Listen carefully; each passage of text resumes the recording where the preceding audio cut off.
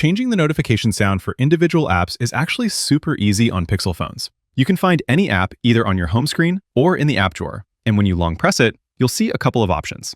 We'll choose App Info, and from the App Info settings, we'll go to Notifications. First of all, we'll make sure notifications are enabled. Then, you'll want to look under notification categories. These will always be a little different depending on what app you're working with. But basically, the categories allow you to change the sound or just disable the notifications completely for a specific feature or type of notification within that app.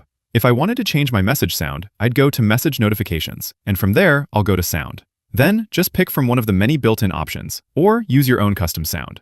And that's really it. Just repeat this for each app and for each notification category that you want to customize. One thing I've noticed that some of my apps don't display the full App Info button, like Instagram here. When that happens, you can still tap the little I button, but it's just harder to hit because it's so small. Instagram is actually one of those apps that offers an endless list of different categories for notifications, so pretty much every sound in this app is fully customizable.